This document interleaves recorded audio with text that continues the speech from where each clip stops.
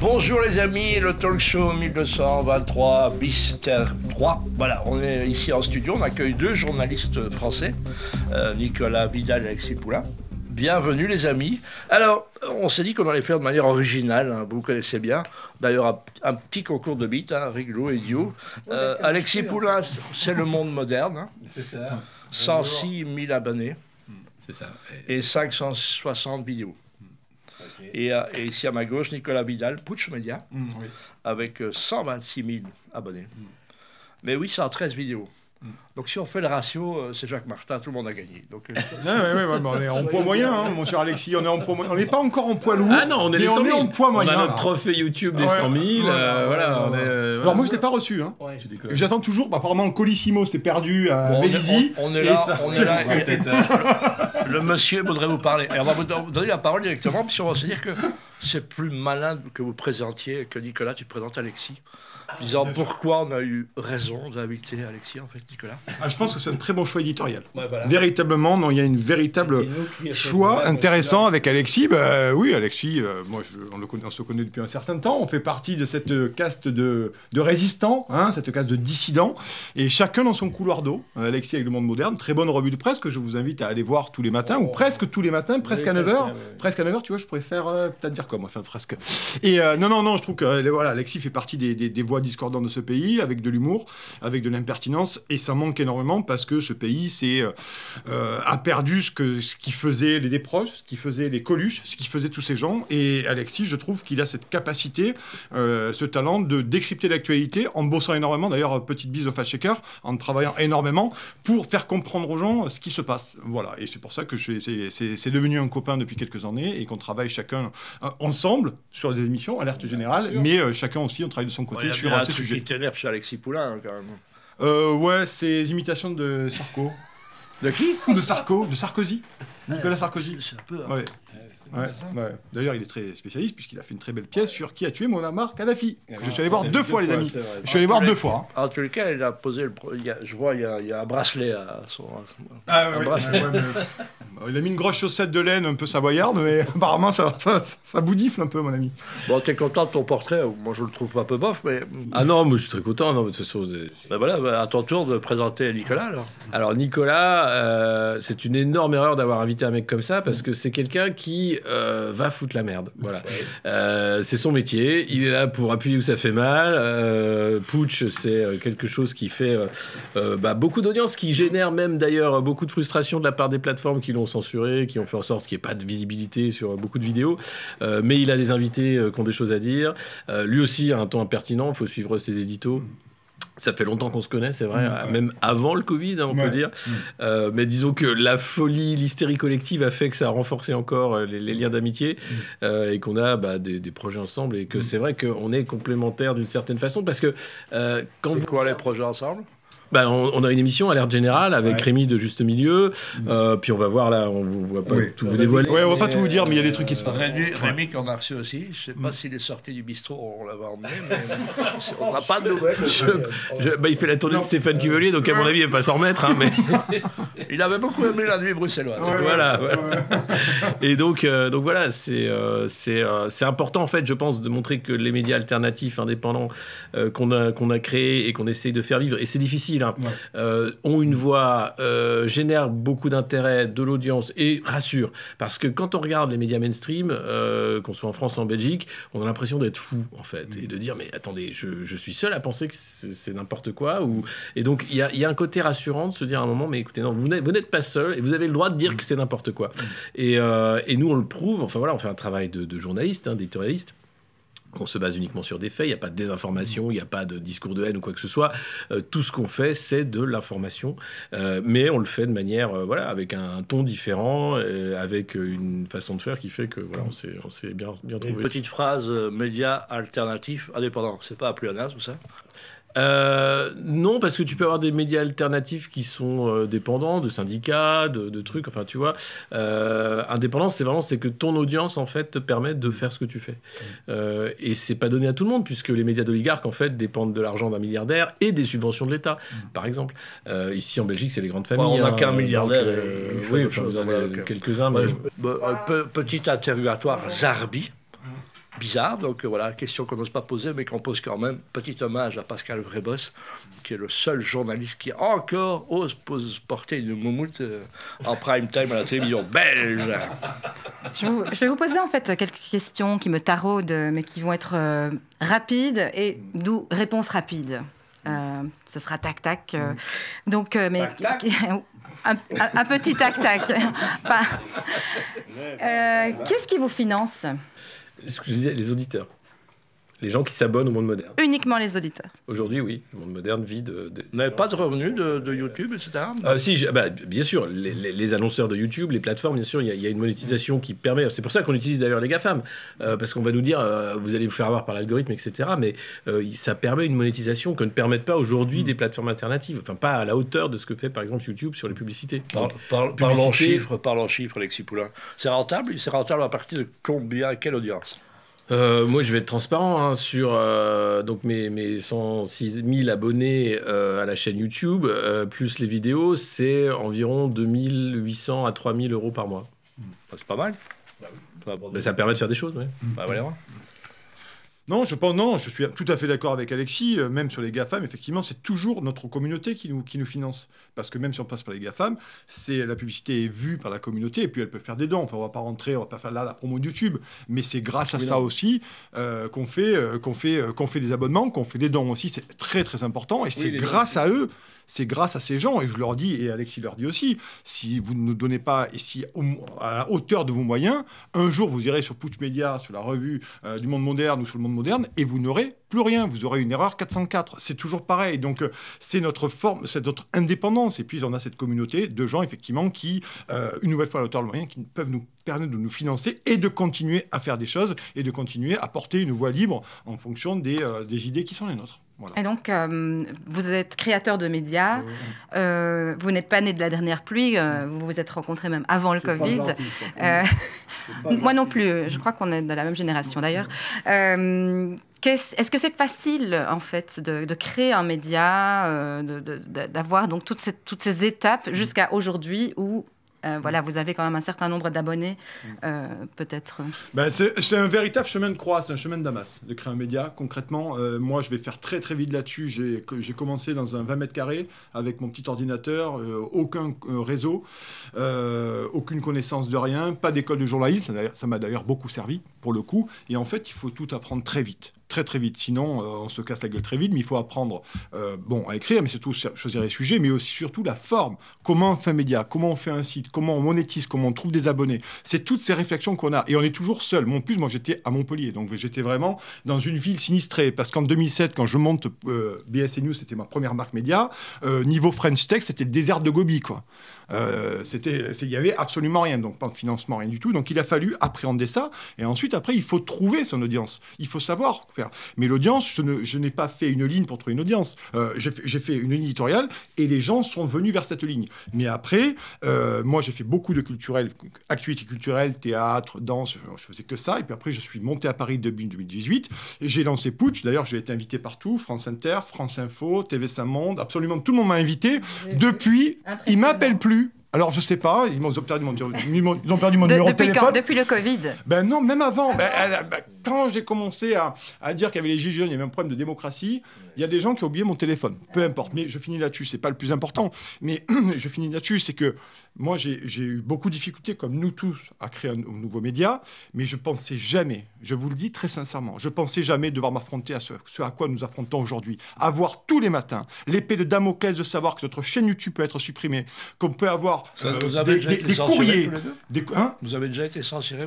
Moi, j'ai mes deux comptes Twitter, Putsch Media, Putsch Mag, qui sont Putsch Media, une carte de presse. Mon média, une carte de presse délivrée par le ministère de la Culture, je le rappelle. Et le 26 mars 2022, j'ai reçu un mail sibyllin qui me disait que tous mes comptes Twitter ont été suspendus définitivement. Le seul qui a été rétabli, c'est le mien. Exactement. Sur YouTube, j'ai 2 avertissements et j'ai 5 vidéos supprimées. Donc l'algorithme m'a déboîté, pour parler très vulgairement. Pardon, je m'en excuse avant, mais donc finalement, moi, c'est cette épée de Damoclès. C'est-à-dire qu'aujourd'hui, on ne veut pas que nos médias soient vus et visibles. Et dès qu'on est vu et visible, il y a des coups de taquet qui arrivent n'importe quand, et c'est fourbe.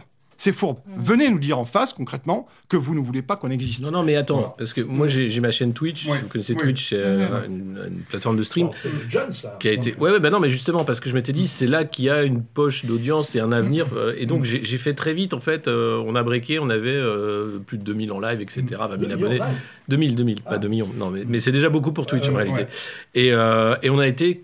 censuré, et la censure, ça arrive, c'est un mail à 19h en disant votre chaîne est coupée. Vous même sur Twitch. Moi, je pensais que c'était... Surtout. Je pensais que c'était un peu plus... cool. Non, est-ce que l'heure est importante? Oui, l'heure est importante parce que c'est un mail qui arrive, en fait, vous recevez juste un mail pour vous dire allez bien vous faire foutre. Et c'est comme ça, hein. C'est écrit en allemand, en anglais, enfin c'est pareil, c'est go fuck yourself. Il y a un peu de javanais en bas, manière avec les conditions générales de vente. Les Français qui parlent anglais. Vous n'avez plus accès à vos comptes, ils se barrent avec la caisse. Moi, j'avais des abonnés qui payaient, exactement comme sur YouTube. C'est du racket. Non, c'est des pratiques commerciales illicites, c'est de l'escroquerie. Et je fais un procès à Twitch. Là, on va faire un procès. J'ai mis des avocats. C'est Amazon, hein, c'est Amazon Web Service. Il n'y a pas de Twitch en France. C'est des avocats de Palo Alto. Ils t'écrivent en américain. Ils pensent qu'ils ont tous les droits et que tu fermes ta gueule. Je ne sais pas combien de chaînes ils ferment comme ça de manière magique, mais c'est de l'escroquerie en bande organisée. Et donc là, on va faire un procès. Non, c'est pas gratuit parce qu'ils vous font croire que vous êtes partenaire, que vous signez un contrat de partenariat, que vous avez machin, etc. Nous, on a respecté toutes les règles de la communauté. Ils nous ont donné 4 raisons. À chaque fois, c'était pas la même de pourquoi ils ont fermé la chaîne. Et il n'y a pas d'appel possible dans ces cas-là? Non, puisqu'il faudrait aller faire un procès aux États-Unis avec un paquet d'argent. Donc, on va avec des avocats français et le bon droit européen, voir si effectivement Thierry Breton protège les entreprises européennes du tout pouvoir. Qu'on salue, mais Thierry, si tu nous regardes, les entreprises européennes, et on va voir ce qu'on peut faire parce que la réalité, c'est que les Américains et les plateformes américaines, des GAFAM, ont tous les droits par l'extraterritorialité du droit américain et parce qu'ils savent qu'ils ont la masse et la masse financière pour faire taire n'importe qui. Et ben on va voir jusqu'où on peut aller et pour dire excusez-moi monsieur, mais je crois que là c'est quand même une escroquerie. Sorry sir. Oui, j'ai encore une petite question.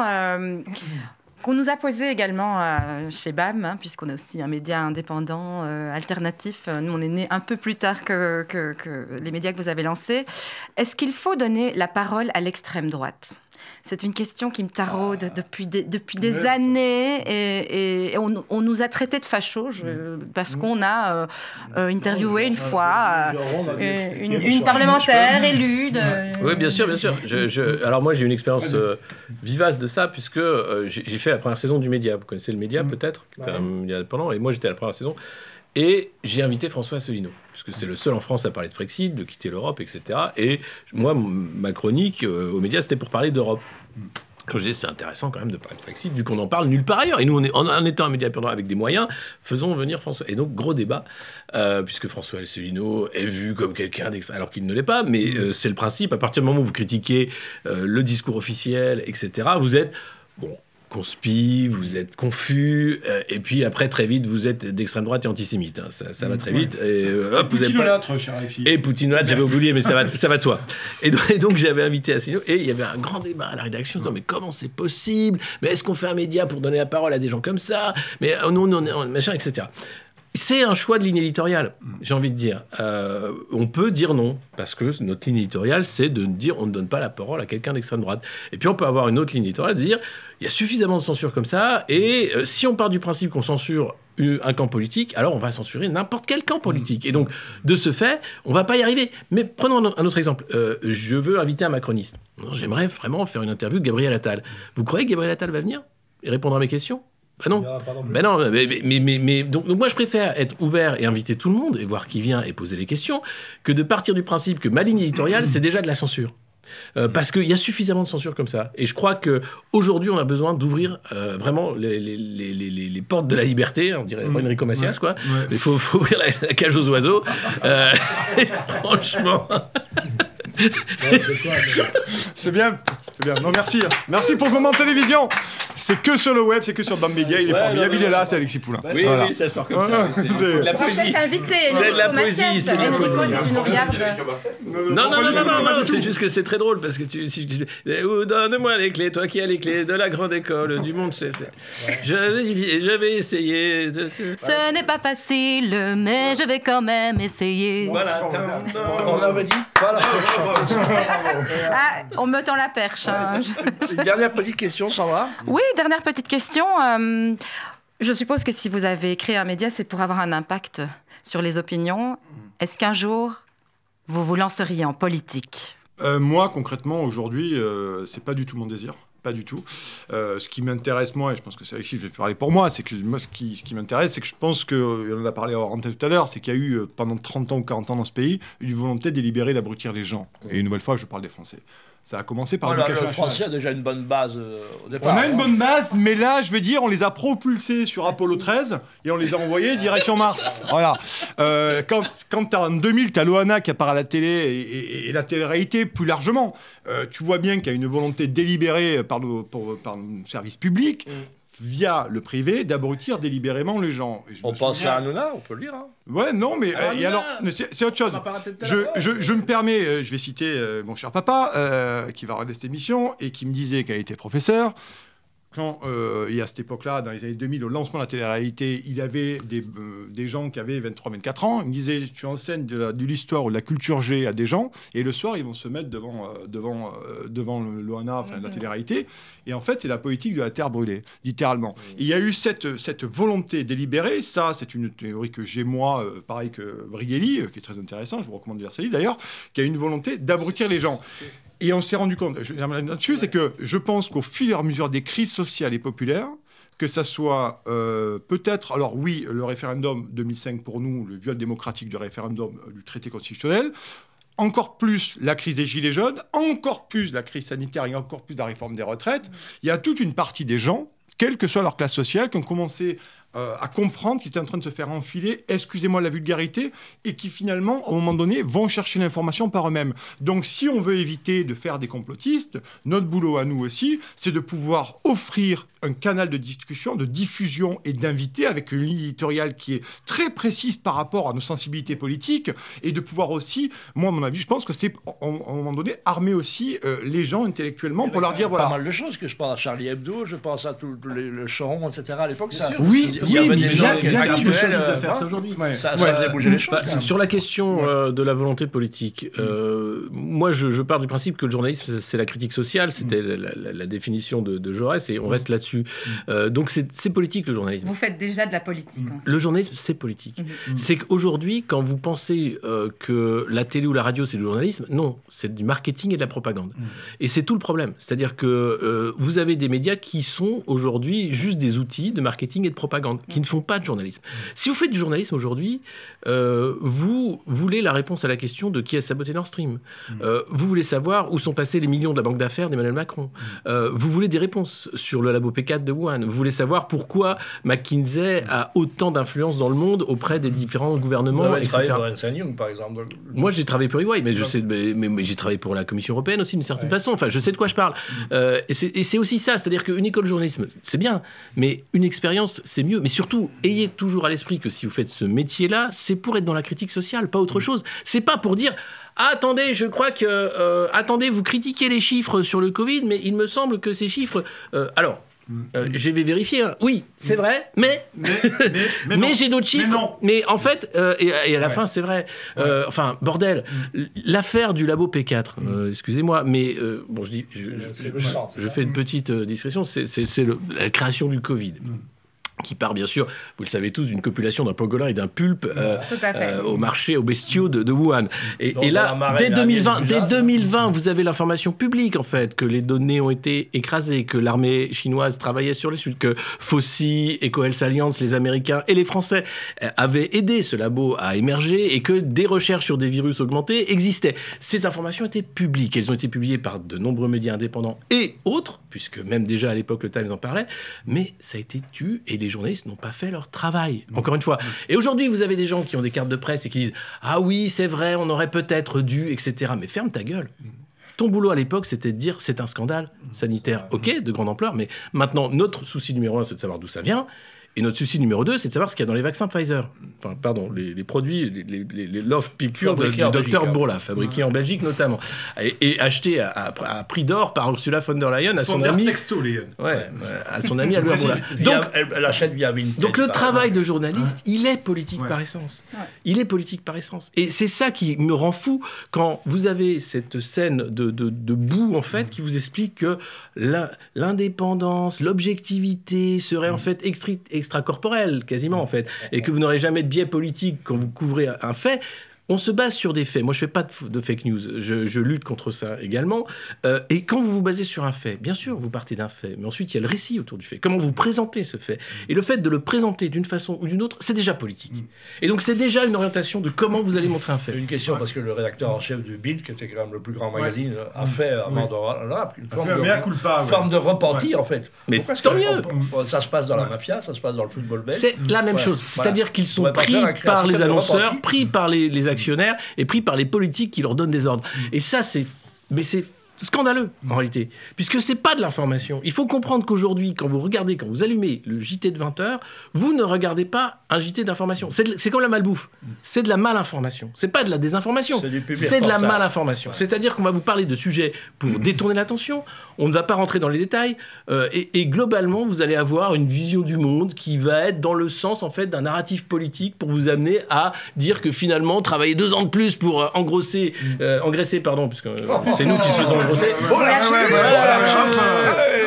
Engraisser des rentiers déjà extrêmement riches, c'est bien et c'est pour le bien de la planète. Vous bouffez des insectes, par exemple. La nouvelle propagande sur le steak d'insectes, enfin sur le steak de soja et les insectes, pour sauver la planète. Mais enfin, qui peut y croire une seconde ? Eh bien, visiblement, plein de gens. Pourquoi ? Parce que c'est présenté comme de l'information et comme étant corrélé, bien sûr, à la trace carbone du pet de vache. Enfin, merde ! Alors, il y a un second truc qui m'intéresse aussi. Et les gens qui vous traitent de désinformateurs, alors ? Non, mais c'est intéressant, ça, parce que... Alors ça, je vais répondre à ça, c'est très intéressant.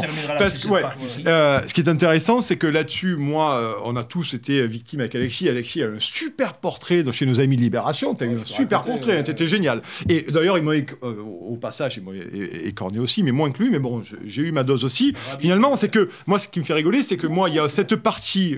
Je suis d'accord avec Alexis là-dessus, bien entendu. Mais moi, sur Putsch, j'essaie de recevoir absolument tout le monde. Donc, pour votre question de l'extrême droite, la question de l'extrême droite, c'est qu'est-ce que l'extrême droite déjà ? Parce que si on part par rapport à la doxa qui délégitime à un moment donné la parole opposée en extrême droite, avec le poutinolâtre et tout ça, finalement, on voit bien qu'il y a un enjeu de délégitimation. Mais sur la question qui m'intéresse au journalisme aussi, c'est le pluralisme des voix. Moi, on me ressort tous les mecs que j'ai reçus. Laurent Oberton, Papacito. Mais j'ai reçu Yanis Varoufakis aussi, le ministre des Finances grec de 2015. Et Jean-Luc Mélenchon, côté de Varoufakis, il est à la droite dure. Je veux dire, à un moment donné, on a sur 400 ou 500 400 émissions sur Putsch Live ou plus de peut-être 1000 ou 1500 interviews sur Putsch, j'ai reçu tout le spectre. La réalité, c'est que moi, je trouve qu'à un moment donné, c'est notre boulot aussi de donner la parole à des gens avec qui je ne suis pas d'accord. Je reçois des gens sur Putsch Live avec qui je ne suis absolument pas d'accord. Mon boulot, c'est pas d'être un procureur. Je suis pas là pour rédiger des PV. Le débat, en fait. Mon but, c'est de pouvoir laisser les gens s'exprimer sur un sujet, et les gens sont suffisamment grands, parce que le postulat qui est le suivant, c'est-à-dire que les Français, une nouvelle fois, pardon, amis belges, je vais parler encore de nos chers Français, dont je fais partie avec Alexis. Avec plaisir, vous êtes là pour ça. C'est que ces élites, qui sont dans une forme de régression culturelle et intellectuelle depuis 40 ans, totalement abâtardie, estiment aussi que le peuple français est trop con pour comprendre, à un moment donné, des voix. On se rappelle d'un célèbre éditorialiste qui aujourd'hui est part en guerre, qui avait traité les gens de cerveaux malades, notamment sur une grande chaîne d'information publique, radio publique. Il ne faut pas inviter les cerveaux malades. Si, parce que ça veut dire qu'on part du postulat que le français est trop con, qu'il est trop bête pour avoir 2 neurones à mettre en face pour pouvoir comprendre et se faire sa propre idée. Notre boulot aussi, moi je le crois, c'est de pouvoir donner la parole à des gens de manière à ce que les gens comparent, écoutent et se fassent ce qu'on appelle le libre arbitre. Mais ça, je le disais tout à l'heure, c'est que l'éducation nationale devait jouer aussi là-dessus. La famille, bien entendu, et l'éducation nationale devait former des citoyens, des républicains. Aujourd'hui, c'est plus le cas, c'est compliqué. Voilà. Donc je pense que cette partie du journalisme est extrêmement importante et qu'aujourd'hui on ne le fait plus. Et je partage ce que dit Alexis, de la propagande, mais ça n'est même grossier. Mais faites des cours. Merci, on va se retrouver. On ne fait pas une page de pub, on fait une page d'aéro, parce qu'il fait une chaleur incroyable. On a volé un ventilateur au voisin, donc on va faire marcher ça 5 minutes. Merci, à bientôt. Voilà, merci beaucoup, merci beaucoup Sandra. Marquant est un peu notre Madame Irma, comme ça. On l'a déguisé avec un petit Action Man. On lui a mis un petit t-shirt BAM qui n'a jamais été mis. Et Marquant, vas-y. Tu vas pas encore. La boule de cristal. Voilà, donc on va faire interview boule de cristal. Donc bon, alors de manière, l'émission n'est pas enregistrée, donc vous pouvez dire ce que vous voulez. C'est toujours très difficile de prédire l'avenir. Ne vous inquiétez pas, ça reste entre nous de toute manière, donc il n'y a pas de... L'émission est enregistrée, c'est une blague. Oui. Bon. Alors, donc, d'abord, Macron. Est-ce qu'il va tenir jusqu'au bout? Nicolas. Emmanuel Macron. Compliqué de savoir si Emmanuel Macron va tenir jusqu'au bout. Ça va être très, très compliqué. Il faudra appeler McKinsey. Ok. Il faudra appeler McKinsey. Un petit texto McKinsey. Non, pour être plus sérieux, concrètement, aujourd'hui, Emmanuel Macron, il dépasse toutes les limites. Absolument toutes les limites. Oui. Toujours là, mais il faut savoir que, on en a parlé, j'imagine que vous en parlez aussi, c'est que les crises successives pour les Français sédimentent énormément une espèce de bloc de granit d'une révolte populaire qui est de plus en plus costaud, de plus en plus dur. Et il ne faut pas se laisser avoir par le fait que la réforme des retraites a été enterrée, d'une part par le gouvernement, d'une part par la lassitude, d'une part aussi par la pauvreté des gens de ne plus pouvoir aller manifester parce que je rêve ça coûte cher, et d'une part aussi, il faut bien le dire, par les syndicats. Ça, je continue à le penser. Sophie Binet attend toujours que nous donne aux gens un nouvel appel à mobiliser, mais cette fois, ils n'ont pas donné de nouvel appel à mobiliser. Ils nous promettront une rentrée très, très, très chaude, comme ils nous font chaque année. Peu importe. Mais la réalité, c'est qu'Emmanuel Macron, là, il est seul face à toute une bonne partie de la population. Et il piétine la démocratie. D'ailleurs, j'attends de savoir ce que vont faire nos députés, de tous bords confondus. De tous bords confondus. Je parle de RN et je parle de LFI NUPES. Savoir qu'à un moment donné, soit nous allons aller avec une espèce d'éclair de fulgurance de l'Assemblée parlementaire, de certains, au lieu d'un blocage institutionnel. Dans ce cas-là, Macron ne pourrait absolument plus rien faire. C'est-à-dire que les députés pourraient refuser de siéger, concrètement. Je pense que ça serait une porte de sortie qui serait acceptable pour tout le monde. Si les députés continuent à ne rien faire et à devenir un véritable club de bridge à 5800 balles par mois, ça va être compliqué. C'est-à-dire qu'on va se retrouver avec une population de moins plus chers que chez nous, finalement. Donc, ouais, mais c'est quand même pas mal. Et c'est peut-être aussi pour ça que certains ne veulent pas... veulent pas renverser la table. Peu importe. La réalité, c'est que une fois qu'on a dit ça, Emmanuel Macron, il va très loin. Parce que là, il n'y a plus l'esprit de la Constitution. Parce que ces gens-là s'appuient notamment sur l'article 40 pour la réforme des retraites, pour éviter que l'Assemblée nationale vote le texte sur la réforme des retraites qui n'a jamais été voté, rappelons-le. Et la Constitution, il y a un esprit de la Constitution. On ne peut pas, je le dis en permanence, on ne peut pas impunément, pendant des mois, gouverner contre tout un peuple. Ce n'est pas possible. Et c'est là que... mais je pense que... Et c'est là le point de désaccord avec Alexis. Parce que moi, je pense qu'à un moment donné, on ne l'avait pas prévu, les Gilets jaunes, mais je pense que la vague populaire qui risque de monter peut être, à mon avis, terrible. Et je finis là-dessus. Aujourd'hui, on a quand même l'impression d'une apathie de millions de Français. Il faut quand même rappeler qu'on est 45 millions à pouvoir manifester. Aujourd'hui, ça a été 3 millions maximum qui sont allés dans la rue. Donc, on peut les bras ballants se dire, c'est foutu. Je ne suis pas convaincu que ce soit foutu. Parce que les gens ont quand même l'appréhension et la connaissance maintenant qu'on est en train de basculer dans une dérive autoritaire, au moins autoritaire, qui n'est plus envisageable. Et l'on ne peut pas, à mon sens, gouverner contre le peuple impunément et de façon pérenne. Voilà. Et donc, mais... La question, on ne peut pas y répondre. Madame Irma, là, pour le coup, la boule de cristal, là, elle est chez Carglass, en maintenance, quoi. Je peux pas, Alexis, Madame Irma, le monde artistique ne s'est pas beaucoup manifesté en France non plus. Non plus. Vous avez la Palme d'Or. Vous avez la Palme d'Or, quand même, qui est à Cannes, qui a hurlé pour dire que... Enfin, qui a dit très calmement qu'Emmanuel Macron dépassait toutes les bornes, était le président de la violence, etc. Elle a été censurée. Aucun média ne l'a invitée par la suite, en fait, pour parler de sa Palme d'Or. On a beaucoup parlé de sa prise de position et de sa parole, mais elle n'a pas eu droit à la parole. Donc, vous voyez, quand je vous parlais des médias qui font de la propagande et du marketing, on est en plein dedans. Pour ce qui est de la boule de cristal, vous savez, le futur, il peut se prévoir de manière très facile. Sans boule de cristal, il suffit de regarder les signaux faibles. Et il n'y a pas besoin de voyager dans le temps, il n'y a pas besoin de prendre des drogues, en fait, c'est très simple. Emmanuel Macron, il n'est pas seul. Emmanuel Macron, c'est quelqu'un qui travaille avec une union globaliste, avec des young leaders comme lui, et ils sont nombreux, et ils sont d'accord pour avoir un agenda, pour regarder... C'est simple, il suffit d'écouter Ursula von der Leyen, elle résume l'agenda globaliste. C'est l'Ukraine d'un côté, le climat de l'autre, et rien. Et globalement, c'est comme ça que ça va se gérer. Donc le climat, c'est quoi ? C'est une société du technocontrôle sur la base du carbone pour expliquer aux gens que leur vie coûte cher à la planète et donc ils doivent se paupériser pour sauver la planète. Mais c'est pas comme ça que ça va présenter. L'Ukraine, c'est quoi ? C'est le changement de paradigme, c'est-à-dire la Pax Americana qui va progressivement rentrer dans une guerre chaude avec la Chine. Puisque l'Ukraine... la dette française qui est rachetée par BlackRock. Hein. Oui, et BlackRock qui est de toute façon de tous les mauvais coups, puisque BlackRock est propriétaire de, majoritairement ou minoritairement, de 80% des boîtes de la planète. C'est pas vraiment les chiffres, mais globalement, BlackRock est partout, notamment sur la reconstruction de l'Ukraine, mais notamment aussi sur les grands labos, sur les différentes fonctions, et les cabinets de conseil, bien sûr, qui disent à tous ces young leaders ce qu'il faut faire à l'instant T dans leur pays.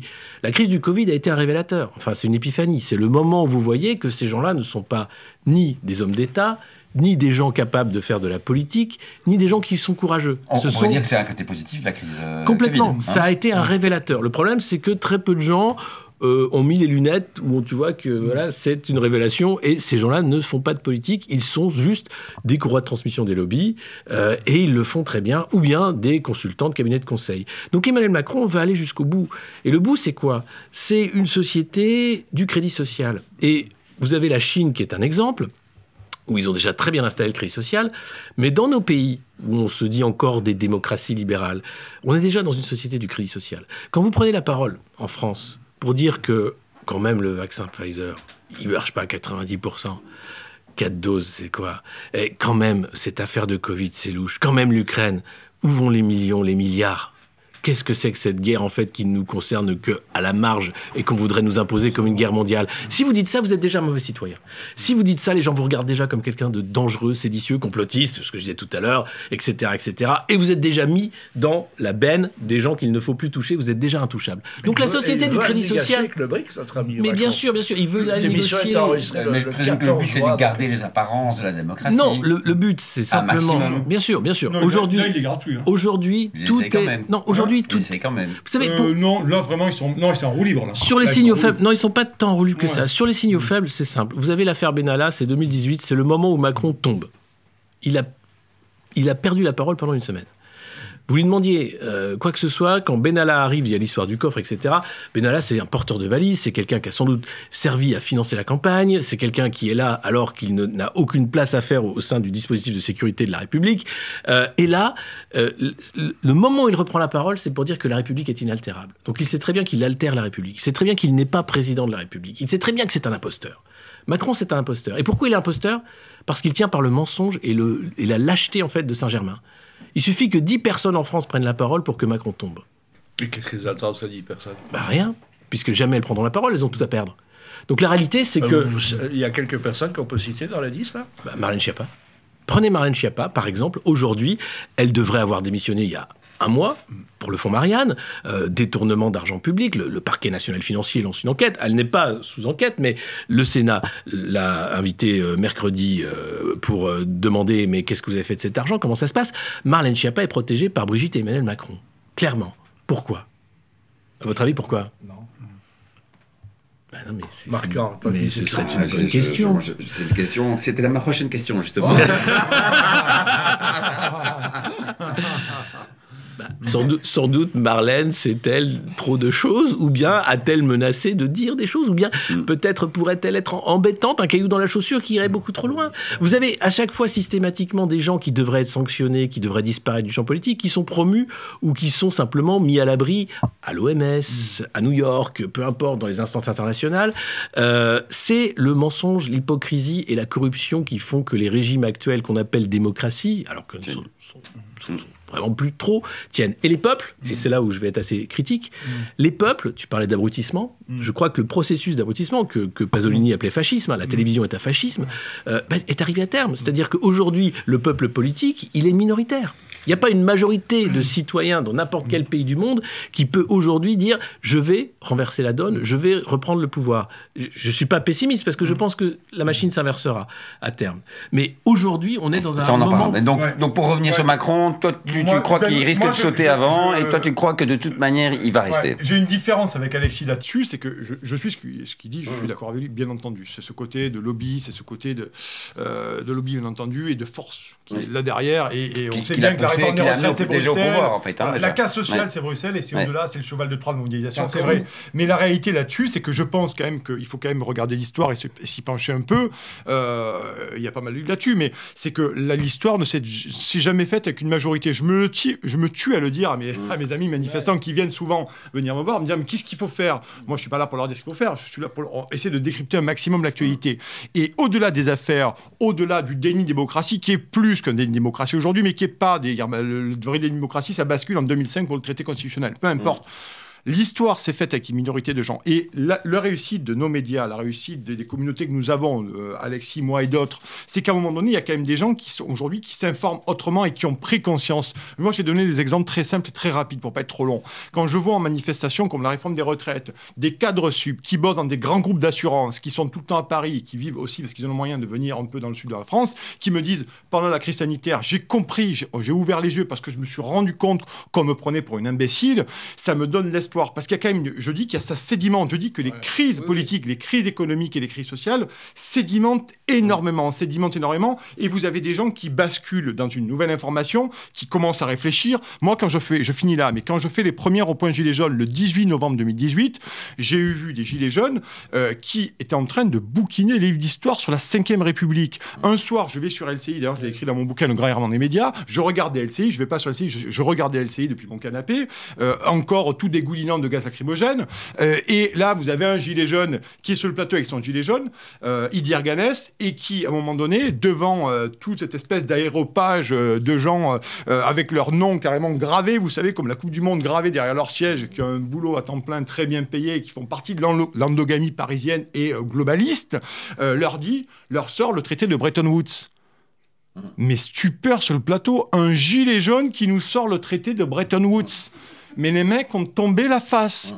Il y a des gens qui ont fondu littéralement. Ici, c'est rien. Hein. Ici, c'est l'Alaska. Ici, la chaleur qu'il y a ici, c'est l'Alaska par rapport à ce qui s'est passé sur ce plateau. Donc, c'est le retour du peuple, c'est le retour du gilet jaune. C'est la première fois que des gens manifestaient. Exactement. Mais ce que je veux dire par là, pour finir là-dessus, c'est que vous aviez beaucoup de gens aussi sur les ronds-points qui avaient du temps parce qu'ils étaient là. Ils avaient sacrifié beaucoup de leur famille, de leurs enfants, de leurs amitiés parce qu'ils se sont engueulés avec les autres. Et finalement, ils se sont dit, mais on est en train de la faire et je veux reprendre en main mon destin et plus largement le destin national. Donc je me réinforme ou je m'informe autrement pour comprendre ce qui se passe et devenir... C'est la chrysalide du citoyen. Ces gens sont redevenus des citoyens. Et donc c'est pour ça que je suis moins pessimiste qu'Alexis, parce que je pense que les minorités peuvent faire l'histoire. Je dis simplement qu'il y a des cycles et nous rentrons dans un cycle fasciste. Alors j'enchaîne. Prochain président français. Le Pen. Il y aura Le Pen à l'Élysée un jour. Elle veut pas. Elle veut pas aller. Elle veut pas. Enfin, ça. Ouais. Si elle avait tout pour gagner en 2022. Donc à un moment, tu te dis. Après, il y a l'opportunité de gérer un bar achat à Dunkerque. Bon, mais exit Le Pen. Prochain président ou présidente française. C'est moi. Voilà. Vous voyez, sur la question que vous posez tout à l'heure sur l'incarnation politique. Je veux dire, c'est moi. Parce que j'ai un projet pour la France. Que les Français travaillent jusqu'à 70 ans. Qu'il n'ait plus que 2 semaines de vacances. Non, mais laissez-moi dérouler mon... Mais enfin, on ne peut plus rien dire. Non, vas-y. 70 ans. Non, mais 70 ans. Hein, voilà. 2 semaines de vacances. Que les gosses travaillent à l'école 6 jours par semaine, y compris le dimanche. Et... Masturbation à un an. Alors ça, non, le woke, non, je suis pas d'accord. Enfin, on verra. Mais il y aura des uniformes. Avec des trous. Il y aura le CNU, bien sûr, le Conseil national universel. On sait pas. On fera les trucs. Le prochain président, si rien ne se passe, c'est potentiellement un clone d'Édouard Philippe. On ne sait pas lequel. Mais lequel, parce qu'il a changé. Non, mais voilà, on ne sait pas. Donc ce sera Bernard Cazeneuve. Son maquillage est tombé. Ce sera un mec qui sera comme ça. Ça, c'est le propre de l'histoire et des personnalités qui s'effacent au fur et à mesure des siècles. Vous savez quoi? Une élection, c'est là où c'est dingue. C'est qu'une élection présidentielle, ça se joue en réalité en 2 mois. Tu peux dire ce que tu veux avant, tu peux la préparer pendant 5 ans, etc. Il y a un club des 100, il paraît. Mais bien sûr, Macron a été créé. On a vu la création de Macron. C'est-à-dire qu'il sort de l'Élysée. Il est mis à Bercy par Hollande pour préparer sa campagne, évidemment. Il utilise l'argent public pour faire sa campagne avec Brigitte, les dîners en ville, etc. C'est dégueulasse, franchement. C'est absolument dégueulasse. Il est ensuite, il y a à un moment, Bernard Arnault appuie sur un bouton. Quel bouton? Celui-là, d'accord.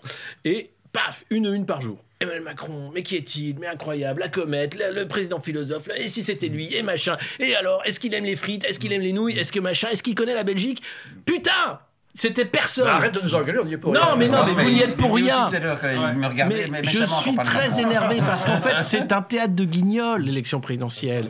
C'est qu'à 3 mois de l'élection, on vous sort n'importe quelle saucisse, n'importe quel steak frites, n'importe quel plat avarié en réalité, Tex-Mex, ce que vous voulez, et on vous dit tiens, bouffe ça, connard. Et t'as des mecs qui, après, vont voter. Alors, t'en as beaucoup qui vont avec pas voter. Macron, Non. on nous a vendu le Mozart de la finance, on avait quand même le Beethoven de la dette. Mais bon, manifestement, il y en a qui se sont un peu trompés. Mais là-dessus... Oui, c'est vrai. C'est-à-dire que c'est lamentable, en fait. Donc, si je comprends bien ta réponse, tu veux dire qu'en fait, ça n'a pas beaucoup d'importance. Ça n'a aucune importance. En fait, non, le prochain président, c'est la 6ème République. C'est si on veut vraiment sortir de ce merdier, c'est qu'on réécrit une constitution pour le pouvoir du peuple, par le peuple, pour le peuple. Aujourd'hui, le pouvoir, il a été pris par une caste, et depuis des années, qui n'obéit qu'à des intérêts étrangers.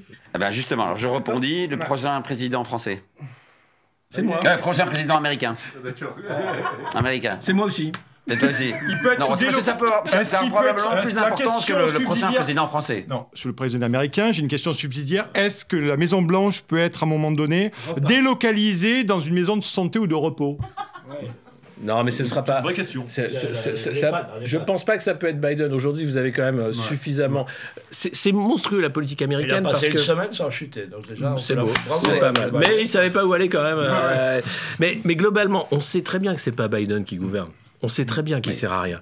On sait très bien qu'il est pris dans des affaires de corruption avec son fils et lui-même, puisqu'un agent du FBI a témoigné sous serment pour dire qu'il y avait environ 5 millions de dollars via des sociétés énergéticiennes ukrainiennes sur de la corruption lorsqu'il était vice-président. Que son fils soit un multi-toxicomane qui se tape des prostituées mineures, c'est à la limite un détail.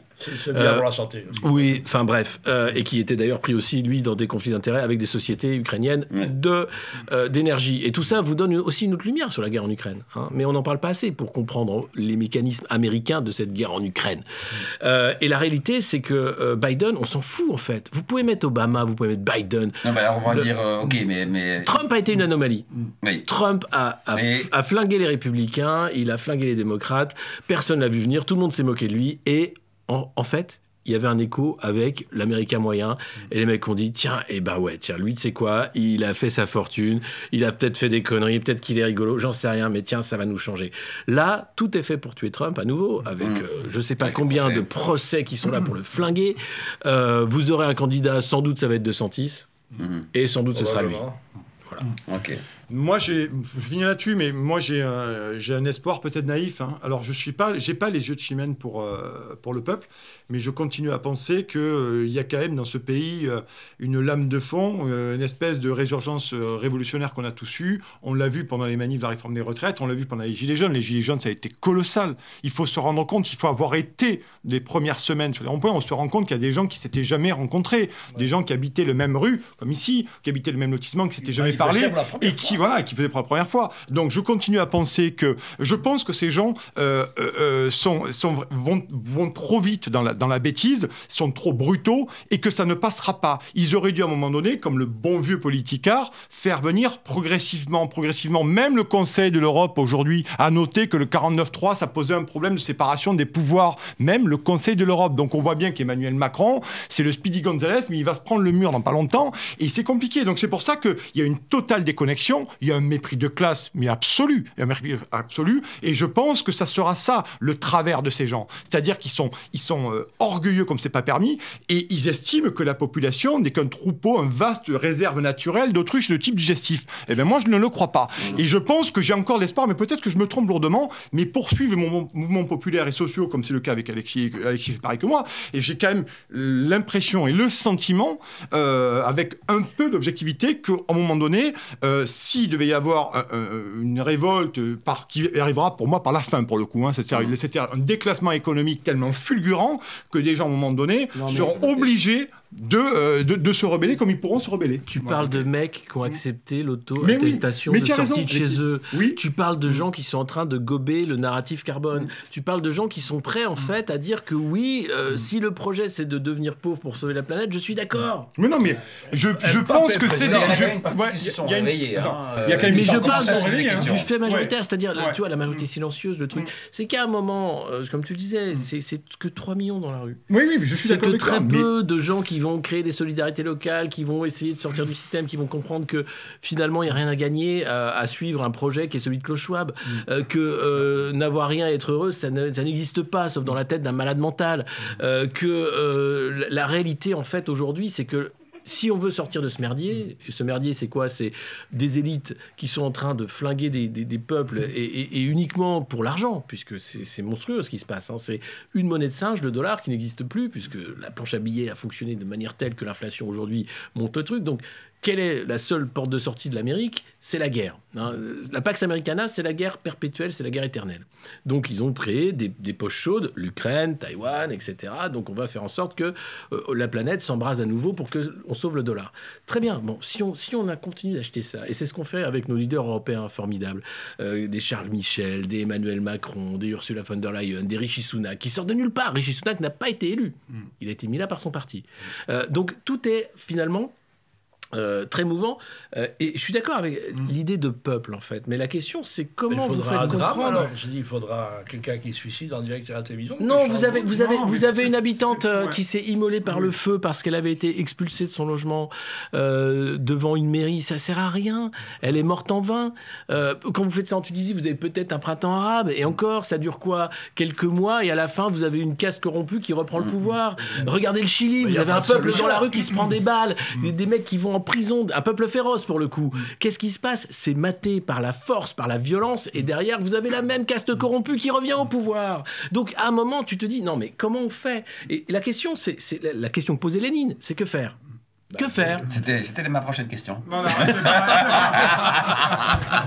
c'est vrai que ça a l'air désespérant. Chez nous, que faire? Nous, on y participe aussi. Enfin, pas que nous deux, mais tous les gens qui sont là. Enfin, on y participe. Le fait d'être ici, que vous puissiez nous inviter et qu'on vienne à Bruxelles pour faire cette émission, je veux dire, c'est qu'à un moment donné, il y a l'émulation. C'est la preuve concrète qu'aujourd'hui, il y a des gens qui se parlent, il y a des gens qui commencent à comprendre, à revendiquer, à prendre, à avoir du courage, parce qu'aujourd'hui, c'est énormément de courage de faire ce qu'on fait, ce que vous faites vous ici. D'ailleurs, on vous remercie pour nous avoir invités. C'est vraiment du courage. Donc moi, je continue à avoir ce fol espoir qu'il y a une partie de la population, une minorité, parce que effectivement, Alexis a raison sur le passe carbone. On le sait, tout ça, on le sait. On est informé, on a des sources, on le sait, on le voit bien déjà. Et puis nous, on a ces sources-là qui nous l'informent.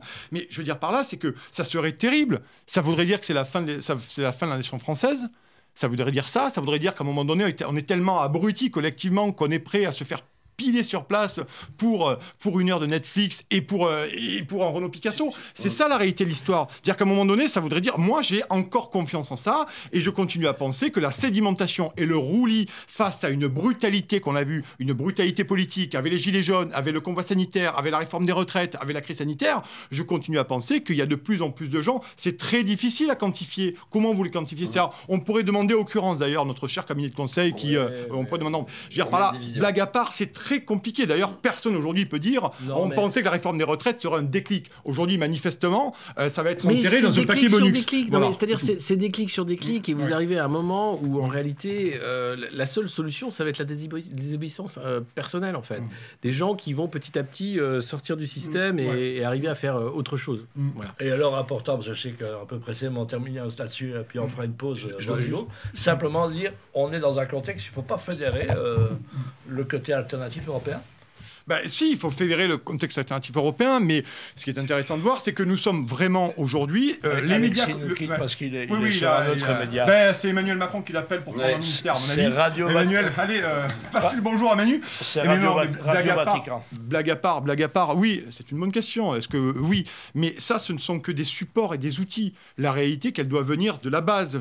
C'est les peuples européens qui doivent, à un moment donné, se faire... Moi, c'était mon grand espoir, je vais vous donner mon grand espoir. Quand la réforme des retraites a commencé, je me suis dit, vous qui l'avez pris dans la tronche, désolé, la réforme des retraites, voilà, vous l'avez pris, et d'autres l'ont pris aussi, l'Italie et d'autres, je me suis dit, ils vont commencer à avoir peur, parce que si en France, il y a ne serait-ce qu'un mouvement très massif de population dans toutes les grandes villes de France, et rappelez-vous qu'il y a des villages où il y avait 2000 personnes, il y avait 2000 personnes qui habitaient, il y avait pratiquement 800 ou 900 personnes sur la place du village.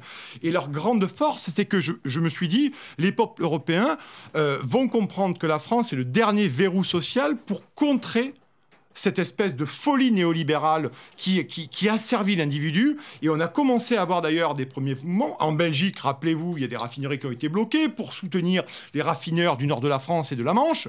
Et en Espagne aussi, du côté plus identitaire de la Catalogne, il y avait commencé à avoir des mouvements. Je me suis dit finalement, si nous, les Français, on arrive à monter en gamme là-dessus, à faire une vraie force d'opposition populaire sans parti, et on va se dire, ces gens-là vont reculer. Parce que dans un pays normal, nous avons eu des réformes compliquées dans ce pays. Et chaque Premier ministre, les Juppé et consorts, ils ont reculé. Si on était dans un pays démocratique normal et sain et serein, à 3 millions, le pouvoir en place recule, mais Emmanuel Macron ne veut pas reculer parce qu'il est poussé par l'espèce il est poussé, il a envie aussi, c'est le VRP de l'Union européenne, on ne va pas en reparler ici, mais je veux dire par là, c'est pour ça que la discussion est compliquée. Qui vient Exactement, Emmanuel Macron a une feuille de route, la réforme des retraites, la carte du droit du travail, la réforme de l'assurance chômage, c'est Bruxelles. Amusez-vous à dire ça, on va vous dire sur le plateau, oh Vidal et Poulain, il y en a marre, ils racontent n'importe quoi, c'est pas vrai. Ben, prenez 3 secondes, allez lire les traités européens, voilà, tout est marqué dessus. C'est pas Bruxelles, c'est Schwab, c'est le Grand non, mais etc. Bruxelles n'est que le cheval de Troie de la mondialisation et du grand intérêt. Donc, pour finir là-dessus, c'est que je pensais concrètement que la France, avec ses mobilisations massives, et je continue à penser que nous sommes encore le dernier verrou social contre le néolibéralisme et le globalisme dans cette Union européenne. Et je me suis dit, tiens, si les peuples européens commencent à se rendre compte de ça, on peut vraiment faire quelque chose qui fera tache d'huile. Et ça n'a pas été le cas, mais c'est vrai que moi, je suis beaucoup plus optimiste qu'Alexis là-dessus. Optimiste, on choisit ce terme qui vous convient, mais parce que je pense qu'il y a une véritable sédimentation d'une partie de la population, toute classe confondue. Si vous saviez, les gens qui nous arrêtent dans la rue, c'est pas un prototype d'individu qui d'ailleurs bise à Benjamin Griveaux qui disait qu'il roule au diesel et qui fume des clopes. C'est pas vrai. Nous avons des pharmaciens, il y a des gens dentistes, des chirurgiens, des gens qui sont manutentionnaires, qui sont magasiniers. Il y a toute une foule de gens aujourd'hui qui sont en train de comprendre. Mais ça prend du temps. L'histoire est sur le temps long et ce n'est jamais les majorités qui ont fait l'histoire, c'est toujours les minorités qui ont fait l'histoire. Il suffit de revoir un peu l'histoire de France. Donc ton message, c'est il faut persévérer et des choses petit à petit. Il faut sauver la démocratie, il faut sauver la nation. Car, je finis par là, Jean Jaurès, le dernier refuge des pauvres, c'est la nation. Et si on laisse faire les Macron, les Schwab et l'Union européenne, on est mort. Et il y aura beaucoup de gens qui sont déjà la tête sur le billot mais qui ne s'en rendent pas compte. Voilà. Je rappelle que cette émission est sponsorisée par Rexona, donc on fait un petit arrêt ventilo parce qu'on pète de chaud, les amis. Je rappelle que cette émission a été enregistrée le 14 juin, donc si jamais les effets sont passés après, ne n'hésitez pas, on ne s'est pas trompé, Madame Irma ne s'est pas trompée, il fallait figer le temps. Merci les amis. On va terminer ce très très beau talk show. Merci vraiment, c'est un bon moment qu'on passe tous ensemble. Merci encore à toute l'équipe qui est là derrière, ils sont nombreux. Applaudissez-vous.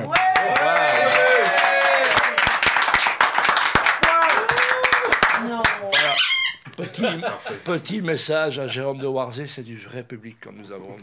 Voilà. Manu, tu avais une question à poser à nos deux invités. Oui, j'ai beaucoup regardé vos vidéos et puis à un moment donné, c'est toi. Moi, je dis, et puis pour un peu me renseigner quoi. C'est toi quoi. D'accord. Et puis je me suis quand même demandé à force comment vous faites pour tenir en fait, parce qu'il y a une sorte de multiplication de mauvaises nouvelles, on va dire, et de qui est général en fait, et qui, je me demande, tu parlais du narratif, ou vous parlez tous les deux du narratif, qui est de plus en plus important dans l'information, et cette dramatisation excessive peut-être qu'il y a aujourd'hui dans les médias, est-ce qu'on n'en est pas nous-mêmes victimes? Je parle au nom de BAM, peut-être pour vous. Comment y échapper? Parce qu'à un moment donné, est-ce qu'il n'y a pas trop de mauvaises nouvelles en fait? Voilà, on a l'habitude de faire des questions qui sont plus longues que les réponses. Non, mais c'est vachement bien. Mais non, mais parce que je parlais de la désobéissance tout à l'heure. Mais moi, j'ai cette phrase que je répète aussi à la fin de la revue de presse, c'est ne prenez pas tout ça trop au sérieux. Il ne faut pas prendre les gens qui se prennent au sérieux.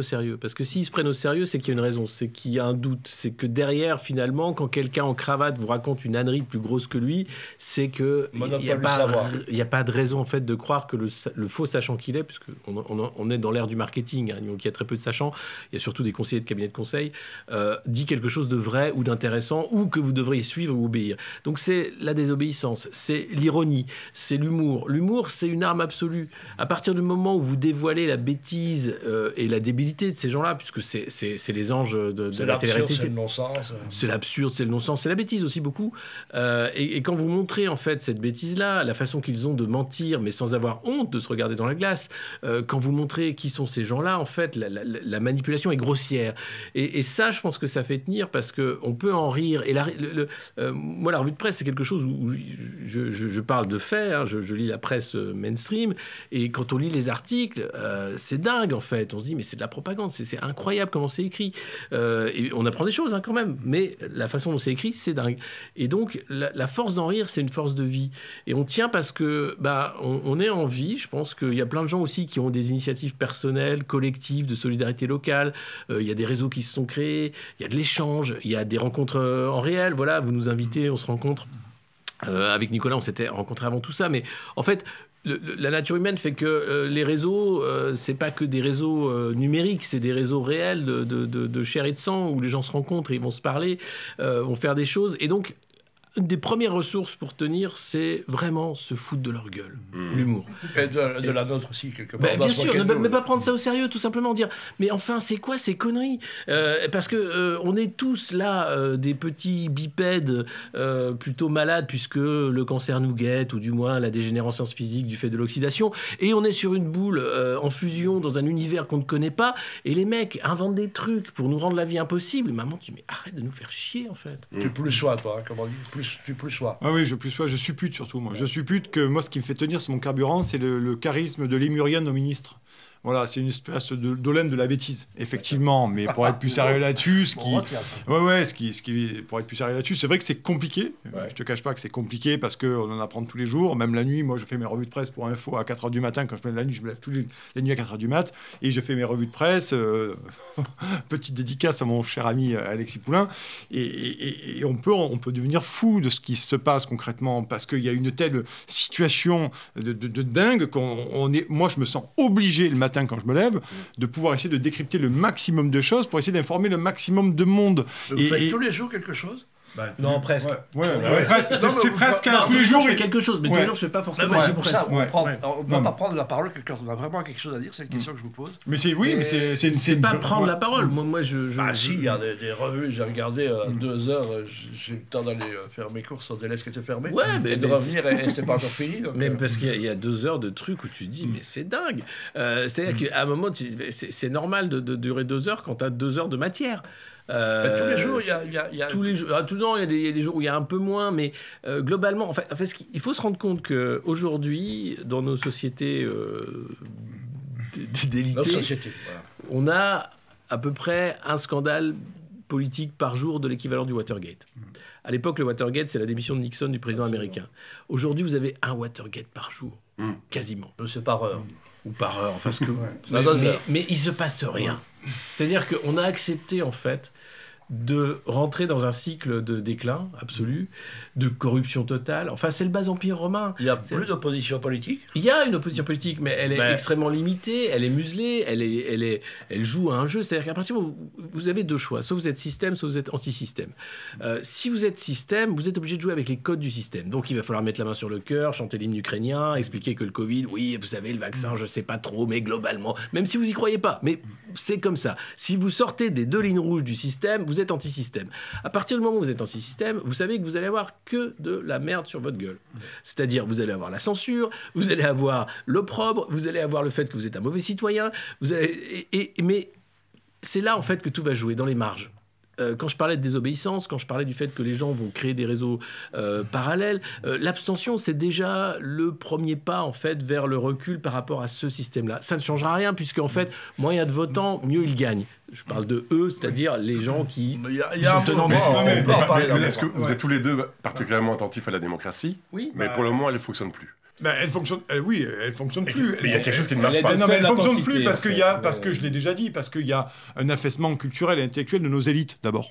véritablement de nos élites. Donc à partir de ce moment-là, quand tu es un affaissement culturel, intellectuel, donc tu n'as plus conscience du bien collectif, donc tu te tournes de facto vers des intérêts privés, vers de la collusion, vers des affaires. Donc à partir de là, c'est le délitement de l'État, c'est le délitement même de la nation, de l'esprit de nation, de la capacité à un moment donné à vouloir faire le bien commun. Et moi, je suis plus dur qu'Alexis là-dessus. Je ne crois plus aux oppositions politiques. Je ne crois plus à la politique et ça m'emmerde de le dire concrètement, parce qu'on devrait avoir cette balise. Quoi, alors ah ben concrètement, moi je suis plutôt, alors je ne vais pas dire que je suis pour le peuple providentiel parce que c'est compliqué de le dire et puis c'est compliqué même de l'appréhender, mais moi ce que je vois aujourd'hui dans ce délitement qui m'effraie, je vais le dire, ça m'effraie, les oppositions politiques aujourd'hui, il y a la Macronie, le centre-droit, ce qu'on veut, et puis d'un côté il y a la NUPES et le Rassemblement National, quand je les écoute tous les deux, ça me fait frémir, parce qu'ils n'incarnent plus aujourd'hui, il n'y a plus d'incarnation politique. Il y a des millions de gens sur l'abstention en France, il y a des gens qui s'en foutent, il y a des pêcheurs à la ligne, comme on l'a toujours dit depuis 30 ans. Mais il y a des gens qui ne croient plus. Et aujourd'hui, ce qui a changé l'abstention, c'est que l'abstention est devenue un véritable acte politique. Il y a des gens qui ne vont plus voter de façon politique. Alors, ça ne sert à rien. Mais par contre, ça veut dire aussi que, je l'ai dit tout à l'heure, la démocratie dans ce pays, le bien collectif, le bien commun, est un état de mort cérébrale. Et là, personne ici ne peut dire sur quoi ça va déboucher. C'est ça qui est terrifiant dans notre époque. C'est ça qui est terrifiant. Et nous avons quelques idées sur quoi on pourrait les boucher. Parce que alors, à force de... on peut alimenter comme ça le mécontentement en permanence. Bien sûr. Créer un peu plus de gris, alimenter ça sans arrêt. On peut en faire un business. En deux points. En 2 points. Je pense qu'il y a ça, bien entendu, on en parlait, mais ce problème d'incarnation politique, c'est un véritable problème. C'est là-dessus que nous avons toujours... cet État s'est bâti, ce pays s'est bâti. Nous, la France, là-dessus, une incarnation politique, une opposition, un exécutif, un contre-pouvoir. C'est comme ça qu'on s'est battu, avec une représentation parlementaire des gens élus par le peuple pour représenter les intérêts. Non, ça n'existe plus, ça. Ça n'existe plus et ça a été travesti. Emmanuel Macron s'essuie les pieds dessus. C'est très, très compliqué. C'est pour ça, et je continue à penser également, que je pense qu'il y a cet effondrement de plus en plus terrible, de plus en plus patent. Et quand vous n'avez pas d'incarnation politique, qu'est-ce qui se passe? Pour qui les gens vont voter? Et cet acte politique, il faut le prendre en compte. Je regardais notamment aux dernières régionales, nos élections régionales, où on a fait des baronnies comme ça, suite aux Euroländer allemands qu'on a fait en France, le découpage des régions que François Hollande et Jean-Marc Ayrault ont griffonné sur un bout de papier, ils ont mis 1h30 à les balancer le truc, c'est-à-dire qu'on a fait des espèces de baronnies totales. Donc il n'y a plus de consistance, dire c'est que des baronnies, et les gens ne se reconnaissent plus. Et quand, pour revenir au régional, on a vu Xavier Bertrand, le président de la région Hauts-de-France, avoir été élu par 2 personnes sur 10. Dire qu'il va à Dunkerque ou à Calais ou à Béthune, sur 10 personnes qui croisent, il n'y en a même pas 2 qui ont voté pour lui. Et le mec est fier comme Artaban, bombe le torse pour entrer dans sa permanence, faire son petit discours. Oui, ils m'ont compris, tatati. On en est là. C'est une image qui a l'air rigolote, mais c'est ce qui incarne aujourd'hui la politique. Donc, il y a cette espèce de fracture totale entre une population et des gens qui sont censés les représenter et défendre leurs intérêts. Que veulent les Français? Qu'est-ce que je voudrais, moi? Je vais vous le dire. Moi, je voudrais être monsieur lotisman, monsieur moyen. J'aimerais être dans mon jardin, tendre ma pelouse, faire un petit crédit, faire un petit truc, tout en sachant que nos élites politiques sont en haut, puissent protéger mes intérêts, protéger le pays et nous permettre de vivre dignement. Voilà. Mais aujourd'hui, ce n'est plus possible. Il y a beaucoup de gens qui ont encore cette idée que finalement, la politique, ça ne change pas grand-chose et qu'ils ont encore cette idée que finalement, s'ils font ça, c'est pas trop mal. Mais c'est terminé. Où allons-nous? La question que je pose, c'est où allons-nous? Et avec Emmanuel Macron, je termine là-dessus, dans un pays démocratique et sain, avec les manifestations qu'il y a eu en France, n'importe quel gouvernement sain d'esprit aurait dit « Ok, bon, là, il y a une telle opposition qu'on va tout arrêter ». Ce n'est plus le cas. Donc la réponse à ça, je ne l'ai pas. Mais c'est vraiment un vrai problème. Et aujourd'hui, il n'y a plus d'incarnation politique et plus pour moi d'opposition. C'est terrible de dire ça, mais je pense qu'il n'y a plus d'opposition et que tout ça n'est qu'un théâtre. C'est l'alternance unique dont parlait Michel là-dessus. Et là, on vient d'arriver au bout de la bobine et c'est très grave ce qui se passe, vraiment. Et je pense que nos élites sont très déconnectés, ne se rendent pas compte des conséquences qui sont en train, qui devraient tomber sur la France. On peut en parler aussi, parce qu'on remarque ici, on a une moyenne d'âge relativement âgée, tous les résistants, mais franchement, c'est vrai, dans les manifestations, les gilets jaunes, les jeunes, qu'est-ce qu'il faut faire pour les sensibiliser, pour qu'ils se... Alors, les jeunes sont sensibilisés. Il y en a déjà qui sont déjà dans un acte politique, mais globalement, ils ont accepté l'individualisation, ils ont accepté la débrouille. Je crois que les jeunes, c'est une génération qui sera la génération de la désobéissance. C'est des gens qui vont pas aller bosser forcément pour des grosses entreprises internationales, etc. Ouais. Le sens. C'est des gens qui vont pas forcément gober de la propagande. Mais ça veut pas dire c'est des gens qui vont être une génération qui va mettre en avant le collectif. Et c'est là où ça pêche. C'est-à-dire que avec une génération qui met en place l'individu avant tout, et c'est un long processus, hein, mais là on arrive vraiment au bout de ce processus, vous n'avez pas de collectif. Regardez, nous on a eu quelques chaînes de télé nationales, il y avait le moment collectif, c'est-à-dire tu regardais un dessin animé, il était pourri, mais tout le monde regardait le même. T'avais un truc, enfin il y avait ce moment que tout le monde vivait, et aujourd'hui les moments que tout le monde vit sont des moments de choc, c'est-à-dire ça va être des attentats, ça va être des déclenchements de guerre, ça va être des épidémies, des machins. Et le football. Et ou alors, bien sûr, du pain et des jeux. Du pain et des jeux. Et le football. Mais sinon, c'est des clubs, c'est des communautés, c'est des groupes, c'est des gens qui ne se croisent pas, en fait. Vous avez une vie aujourd'hui qui peut être totalement sectaire, en réalité, puisque vous n'allez pas sortir d'une bulle. Et même dans une vie numérique ou une vie réelle, vous serez dans une bulle. Et donc, vous n'allez pas aller croiser des gens ailleurs. La fin des PMU, la fin des petits cafés de village, les lieux, en fait, où physiquement on se rencontrait, fait que les gens vont progressivement accepter cet auto-confinement, puisque c'est ça, hein, la réalité, c'est que vous vous rendez vous-même fermé à la société, et la société est même une question inenvisageable. Et vous vous contrôlez vous-même. Alors ça, c'est l'autotestation, c'est le sommet, en fait, de cette délire. Mais pardon, je te laisse sur le... Donc sur le... je sais même plus quelle était la question, d'ailleurs. Sur les jeunes, mon cher Alexis, on parlait des jeunes, de la jeunesse, qui La question, non seulement des jeunes, c'était... Parce que les jeunes, j'aime pas dire les quelque jeunes. chose qui peut fait. changer. Oui, j'aime pas dire les jeunes. Qu'est-ce qu'on peut inventer de neuf? Il y a plein de jeunes. Qu'est-ce Il y a qu'on peut plein de inventer? vieux. Vous savez, on peut pas dire que tous les vieux sont pas macronistes. Vous avez plein de vieux anards, vous avez plein de gens formidables. Donc c'est pas une question d'âge. Non, mais c'est pas une question d'âge. Bien sûr, ça n'a rien à voir. Non, mais c'est vrai que l'âge n'a pas grand-chose à voir. La question, c'est le rapport au monde. Et la question aujourd'hui, c'est quel est finalement le récit, la transcendance aussi par rapport à ça. Quand je parle des bipèdes perdus, c'est incroyable de voir qu'on n'arrive pas à sortir en fait du cadre et à dire mais c'est quoi ce bordel? Parce que c'est ça en fait la vraie question. Oui. La vraie question, elle est simple. Elle est de dire mais pourquoi on n'est pas capable d'assurer à tous un toit, une subsistance qui soit pas à base d'insectes, un avenir pour les enfants et de l'eau. Rien que de l'eau. Vous savez qu'en France, dans les territoires d'outre-mer, à Mayotte et même en Guadeloupe, l'eau n'est pas accessible à plus d'un quart de la population. L'eau potable, en France. Et donc, Nestlé disait que l'eau ne devait pas être... Et il veut la privatiser. Mais donc, si on n'est pas foutu de faire ça, mais qu'en revanche, on est capable de mettre des milliards sur des armes de destruction massive, alors on est une espèce condamnée. Et c'est pas le carbone qui va nous condamner. C'est là ce qu'on a dans la caboche, la connerie qu'on a. Donc, on peut continuer tant qu'on veut. Il faut, de toute façon... Et je pense que générationnellement, il y aura toujours la même dose de gens qui vont vouloir du matérialisme, de gens qui vont vouloir de la transcendance, de gens qui vont chercher une vie meilleure, de gens qui vont s'en foutre et chercher l'argent. Ça changera jamais. On n'a pas changé, vous nous regardez autour de cette table, on n'est pas habillés pareil, mais on est des Romains.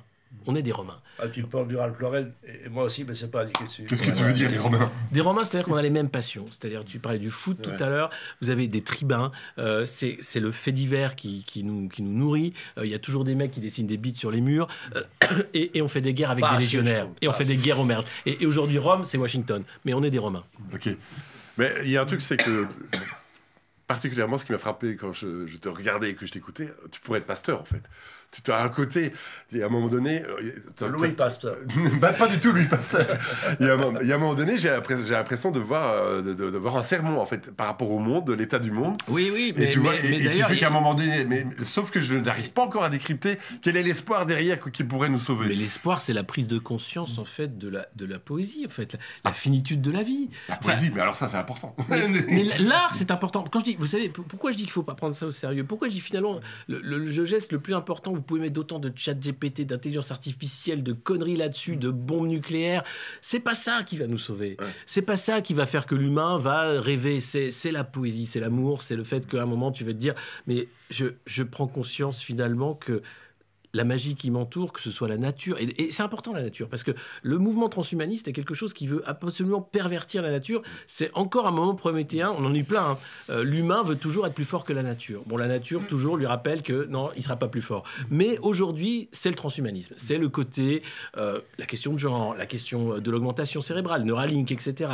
La question de qu'est-ce que l'humain passe à l'intelligence artificielle. Tout ça, c'est de la blague. À la fin, c'est quoi? C'est une planète, un écosystème, des gens qui y vivent, des animaux, et nous sommes des animaux, n'en déplaise à certains penseurs, et tout ça, c'est ça, c'est cette poésie-là qu'il faut prendre, la place de la nature. On va laisser la parole à Nicolas sur les jeunes. Et la beauté, elle est là, en fait, il suffit de regarder un lever de soleil pour comprendre. Silence, les vieux, il y a un jeune qui veut parler. Mais non, mais sur les jeunes, il y a quand même une question, enfin, tous les mouvements totalitaires ont estimé que les jeunes est un morceau de choix.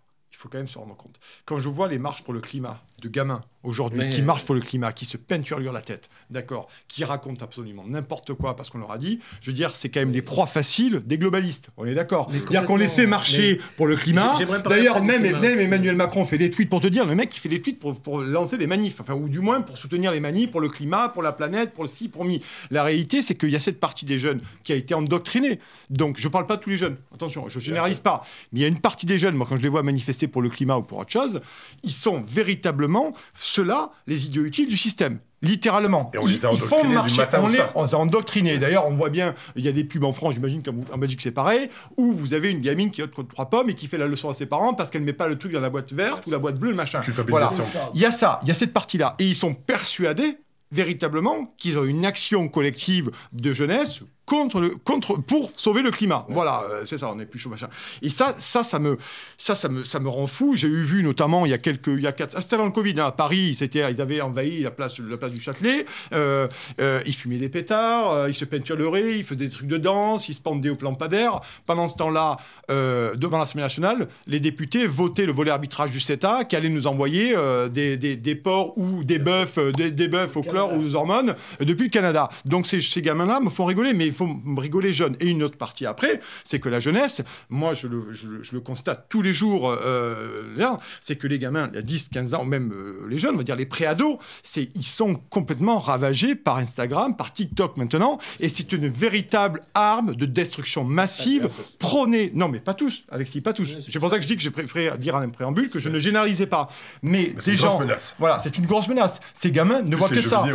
Il suffit aujourd'hui d'aller voir, de lire le bouquin de la prof Eva Garland, qui écrit sous pseudo, mais qui a écrit un bouquin formidable, il n'y a pas que les classes populaires ou qui sont défavorisées, qui sont comme des éponges faire ça. Il y a aussi toute une partie de la jeunesse de la classe moyenne qui n'a plus de repères et qui est en train de se faire laver le cerveau par ces choses-là. Ça veut dire qu'à un moment donné, quand vous sapez une partie de la jeunesse, forcément, ces gens-là seront citoyens dans 10 ans, dans 15 ans. Donc ça, c'est un véritable problème. Par contre, nos chères élites, Pap Ndiaye, notre ministre de l'Éducation nationale, envoie ses enfants dans un établissement extrêmêmement privé qui s'appelle l'Alsacienne à Paris. Et il va nous dire à nous que finalement, c'est moi, mes enfants, ils ont besoin de cadres. Parce que les millions de Français, ils n'ont pas besoin de cadre. Donc ça, c'est véritablement... Moi, ça m'inquiète énormément. Parce que on devrait être énervé quand on est jeune. Je le suis encore un peu. C'est pour ça que je suis un peu énervé. Mais je veux dire par là, c'est que... Tu es énervé en permanence. Non, je suis pas énervé. Je suis quelqu'un de passionné, un peu incandescent et un poil volcanique. Je te l'accorde.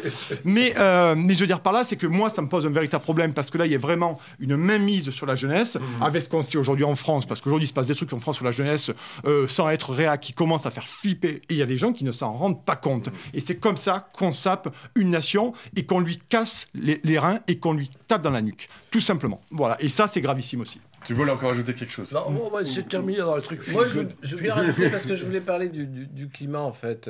J'allais poser cette question. Un petit sujet. Ben non, mais on va pas relancer le sujet, mais qu'il y ait une alerte climatique depuis 50 ans, qu'il y ait un réchauffement global qui est de toute façon cyclique, c'est un fait qui est indéniable.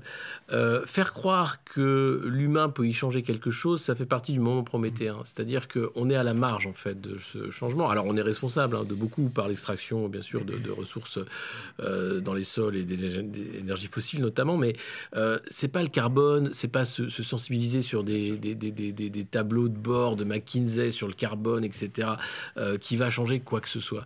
C'est vraiment la prise de conscience de la valeur en fait de la vie. Et c'est ça. Je suis pas pasteur et je suis pas dans la croyance ou dans le sermon, mais c'est juste qu'à un moment, il faut que les gens se rendent compte que on n'a qu'une vie, que c'est pas normal en fait qu'elle soit une vie passée à être soit apeurée, soit angoissée, soit emmerdée, soit accepter ses emmerdements. Donc moi, je suis pas dans la logique d'être un lotisman. Moi, je pense qu'il faut être révolutionnaire, mais fondamentalement. C'est-à-dire qu'aujourd'hui, on n'a rien à y gagner à continuer ce système-là. Rien.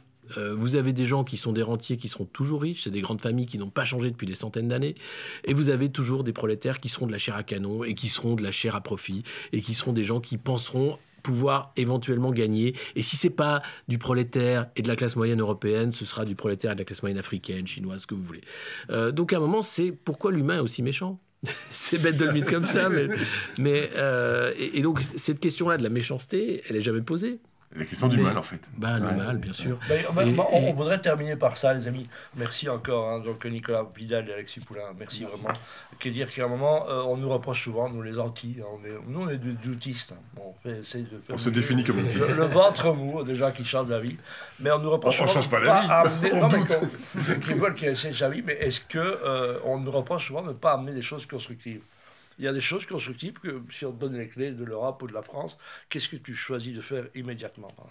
Là, moi, si je suis président de la République française, la première chose que je fais, c'est que je lance des comités de salut public dans toutes les régions où des gens vont décider, en fait, de la politique nationale. Donc, ça prendra du temps. Hein. On va mettre plusieurs mois, en fait, à réécrire une constitution et ensuite à voir quelles sont les priorités. Aujourd'hui, il y a 2 priorités, à mon avis, qui sont la santé et l'école. Enfin, l'éducation en général. Le reste, on s'en fout. Et donc, à partir de là, c'est des gens qui vont décider, c'est-à-dire que des gens qui vont vouloir, là, il y aura de l'entrisme, hein, évidemment, il y aura plein d'organisations politiques, des choses comme ça, mais je pense qu'il faut à un moment redonner la parole au peuple et pas faire le grand débat, c'est-à-dire que le grand débat d'Emmanuel Macron, c'était une privation de la parole par sa personne mise en scène au cœur de très cadenassé, monstrueux. Et les cahiers de doléances existent, c'est-à-dire qu'on pourrait repartir des cahiers de doléances des Gilets jaunes, où, à mon avis, tout est écrit, on ne va pas perdre de temps, qui ont été enfermés, séquestrés sous les sous-sols de la BNF, pour être bien sûr qu'on ne les retrouvera pas. C'est la Bibliothèque nationale de France. Et donc, ces cahiers de doléances, c'est quand même dingue, parce que même Louis XVI, quand même, on avait lu quelques-uns. Macron les a foutus au sous-sol de la BNF. Ouais, mais il échange par télégramme et WhatsApp avec des Français. Il nous a dit cette semaine. Voilà, donc ça, c'est la première chose. La deuxième chose, je pense qu'il faut un moment de libération collective. Donc, il faudra des grands procès.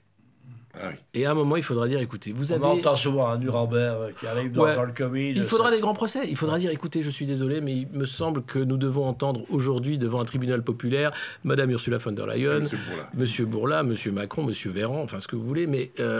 qu'est-ce que vous avez fait, en fait? Et monsieur le patron de McKinsey, pourquoi vous avez fait ça, en fait? Parce que je parlais de la méchanceté, mais là, il y avait de la méchanceté. La suspension des soignants non injectés, c'est de la méchanceté pure, pendant des mois et des mois. C'est du sadisme. Avec aucune raison. Non, mais tu appelles ça comme tu veux, mais c'est vraiment quelque chose qui est intolérable quand vous aimez les autres. C'est quelque chose qui est de l'ordre de la haine. Et qui, après, sont des gens qui t'expliquent que les discours de haine sont intolérables sur les réseaux sociaux, etc. Non, mais etc. Le problème, c'est que ces gens-là, ils pensent vraiment faire du bien, peut-être. Je pense pas, à la marge. Je pense qu'ils pensent surtout se faire du bien à eux. Ah oui, ça c'est sûr. Le bien collectif est une notion extrêmement lointaine. Donc, de la co-construction populaire. Évidemment, le moment de catharsis, parce qu'on ne peut pas faire sans. Et puis, après tout, ils ont créé des boucs émissaires, pourquoi on ne le ferait pas? Et puis... on leur assure un procès équitable devant un jury populaire. C'est équitable. On leur posera toutes les questions qu'il faut. On leur demandera d'apporter des preuves. Il y aura des avocats, évidemment. Ils ne risquent pas gros. Il n'y aura pas la peine de mort. Ne vous inquiétez pas. Peut-être un bracelet électronique à la fin. Ou bien Cayenne. Je ne sais pas. Mais globalement, il faut ce moment de catharsis où les menteurs seront mis face à leurs mensonges. Aujourd'hui, le problème, c'est qu'on s'enfonce dans le mensonge. On s'enfonce dans la manipulation sans aucune porte de sortie. À personne et tout le monde Rien, sera rien. Il faut un événement C'est ça fondateur. qui rend les gens dépressifs en fait.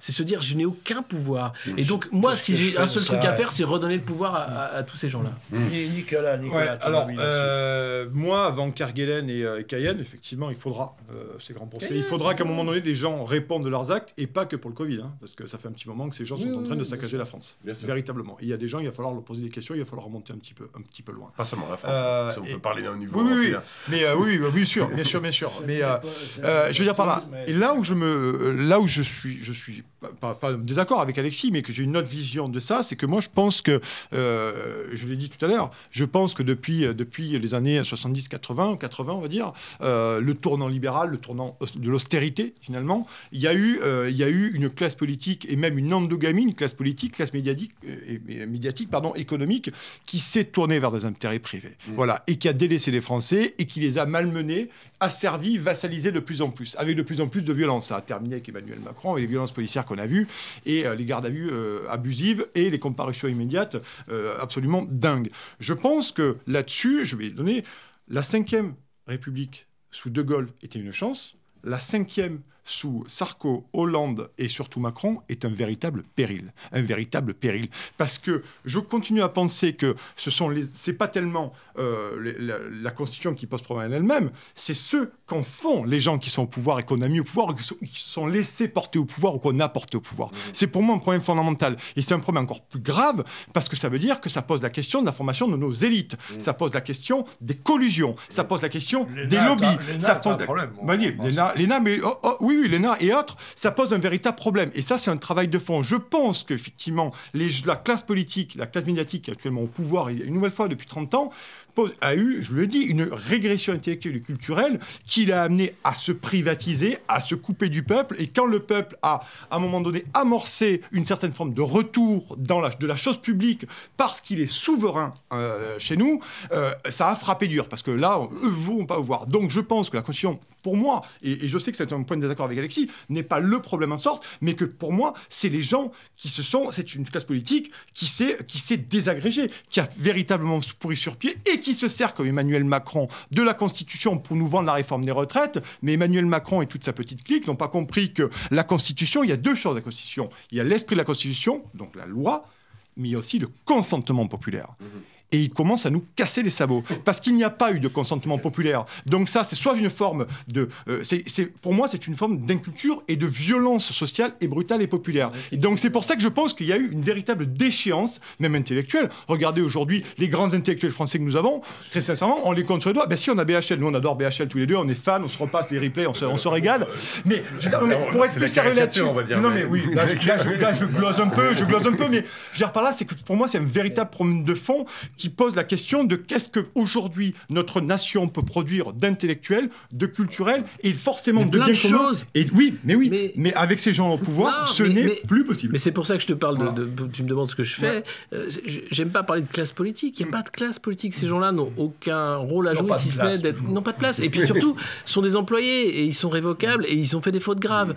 Donc il faut à un moment que le corps social comprenne qu'il n'y a pas de classe politique. Tout le monde fait de la politique. Être citoyen, c'est avoir une force politique extrême, importante. Le droit de vote, c'est pas rien. Et le fait de ne pas l'utiliser, c'est leur donner à eux, donc ces gens qui pensent que finalement la politique ne devrait intéresser qu'une petite caste de bien-nés, pourraient continuer. L'ancien régime, on l'a connu, on l'a fait, ça va. On est toujours dans un monde d'ancien régime, peut-être même encore plus caricatural du fait des réseaux sociaux et de l'argent. Et puis surtout délocalisé, parce que vous aviez des gens qui étaient attachés à une terre. Aujourd'hui, vous avez des gens qui sont totalement flexibles, mobiles, hors sol. Suicide dans les agriculteurs qui voilà. Donc il y a cette question fondamentale, c'est simplement de dire, il n'y a rien à attendre en fait d'une classe d'élite éclairée ou quoi que ce soit. En revanche, il faut faire comprendre aux gens que rien ne viendra si eux ne font rien. D'accord. Il faut se réapproprier le politique. Mais complètement. Voilà. Mais le politique, c'est pas quelque chose de lointain ou c'est pas de l'agite-propre, c'est pas forcément rentrer dans un parti. C'est faire une AMAP, c'est faire de l'échange local. Les gens qui nous font des dons ont un acte politique. Voilà. Même si on n'est pas un parti, ils ont un acte politique de faire des dons et d'aider les médias qu'on a. Vous pouvez faire plein de choses différentes. Complètement.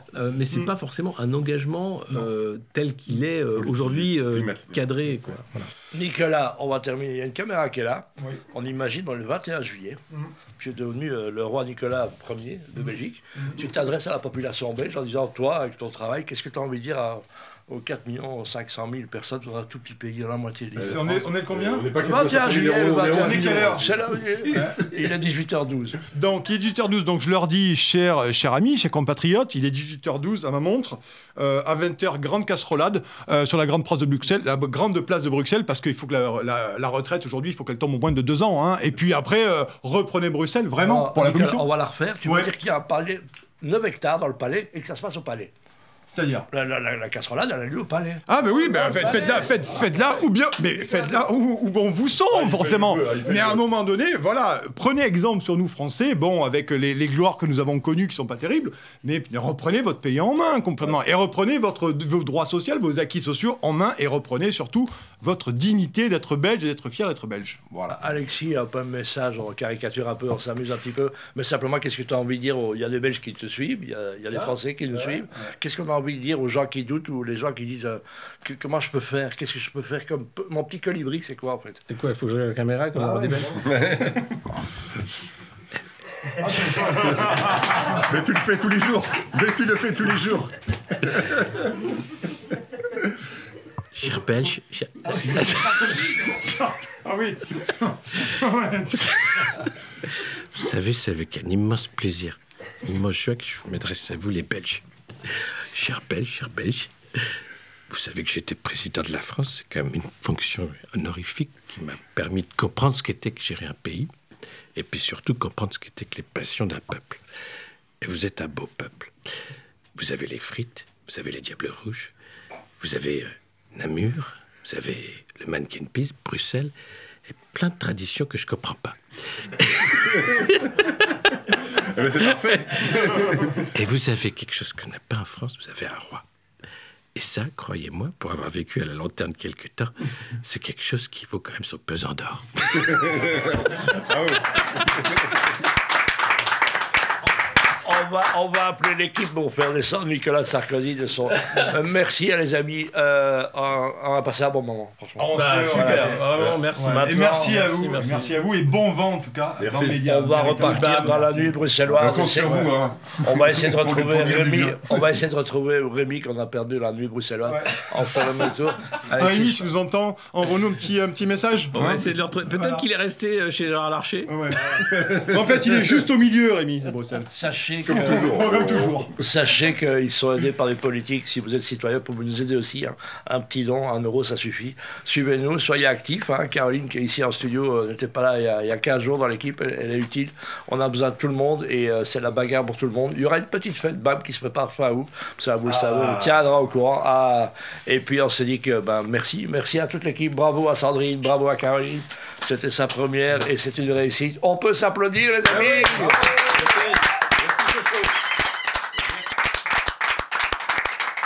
Et maintenant, on va au café.